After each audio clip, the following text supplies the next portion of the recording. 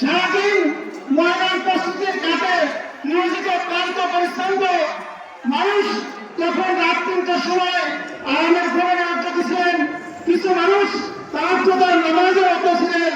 এমন মুহূর্তে এই সন্ত্রাসী গোষ্ঠী অস্ত্র শস্ত্র সজ্জিত হয়ে এই নিরস্ত্র মানুষের উপরে, ঘুমন্ত মানুষের উপর আক্রমণ করে 4 জন সাথীকে শহীদ করে দিয়েছে। আরো শতাধিক কেন হইলেন? অনেক জনগণ, অনেক মুসলিম ভাই এবং বোনেরা এই বিষয়টা এখন অবগত নয়। আমি বলতে চাই একটি কথা, যে সাহেব যে ভুলগুলি করছেন, তিনি আল্লাহর সাথে বেয়াদবি করছেন, তিনি নবীদের ভুল ধরেছেন, তিনি মুসার ভুল ধরেছেন। তিনি বলেছেন যে ক্যামেরাওয়ালা ফোন নিয়ে নামাজ পড়লে নাকি নামাজ হয় না। তিনি বলেছেন যে প্যান্ট শার্ট পরে নামাজ পড়লে নামাজ হয় না। তিনি বলেছেন হিদায়াত আল্লাহর হাতে না, যদি আল্লাহর হাতে হিদায়াত জানতে তাহলে নবী রাসূল পাঠাইতেন না। এটা সম্পূর্ণ গুমরাহি একটা কথা, ইসলামের দিকে বিবর্জিত একটা মত। সম্মানিত তাওহীদি জনতা, আজকে যে হাবিলিল্লাহি জামিআ ওয়া লা তাফারাকু, সাদাকাল্লাহুল মাওলানাল আযীম।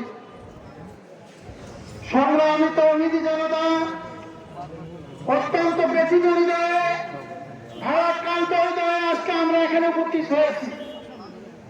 সারা পৃথিবী কথা জানে, পুরো পৃথিবীতে শতাব্দীর পর শতাব্দী শান্তির প্রতীক ছিল দাওয়াত তাবলীগের মেহনত। যেই মেহনতের কারণে পৃথিবীর কোনায় কোনায় ইসলামের দাওয়াত পৌঁছেছে। পৃথিবীর লক্ষ লক্ষ ইহুদি, খ্রিস্টান, পৌত্তলিক, হিন্দু ইসলাম গ্রহণ করেছে। যে টঙ্গীর ময়দান থেকে লক্ষ লক্ষ মানুষ হেদায়েতের দিশা পেয়েছে শতাব্দীর পর শতাব্দী।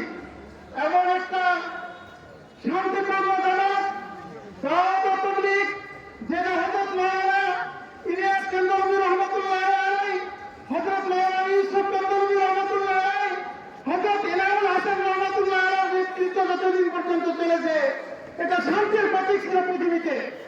হঠাৎ করে নজর পড়ে এক অটো আমির সাহেব কান্দরবী নামে যে পরিচিত, তার নিজস্ব আমির বলে দাবি করার পরে এই তাবলীগ জমাতের একটা অংশ সাহেব অনুসারী জনতায় পরিচিত, তারা দুনিয়াতে আজকে সন্ত্রাসী জামাত হিসেবে নিজেদেরকে পরিচয় দিতে সক্ষম হয়েছে।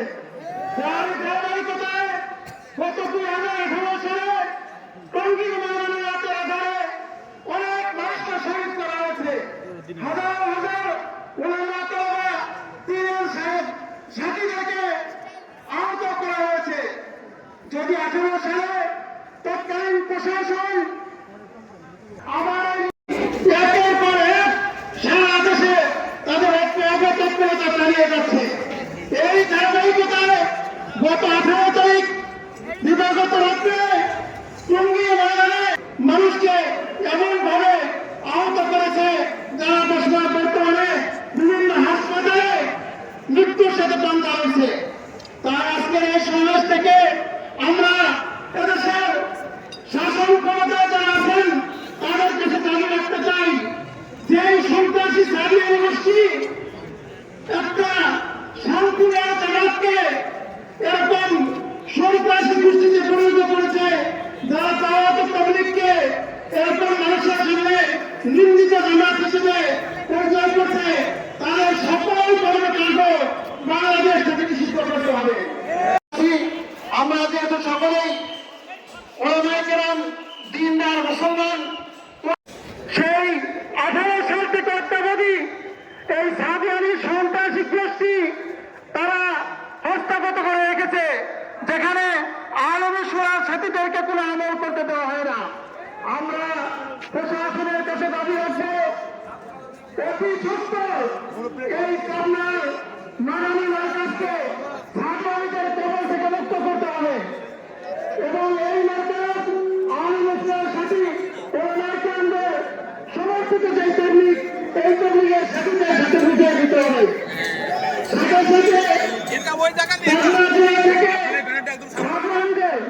সমস্ত কর্মকাণ্ড নিষিদ্ধ করতে হবে।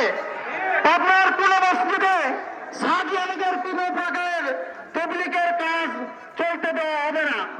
আজকে এই শান্তিপূর্ণ সমাবেশ অত্যন্ত শান্তির সাথে আপনাদেরকে এই কথা স্মরণ করিয়ে দিচ্ছে যে ইসলাম শান্তির ধর্ম।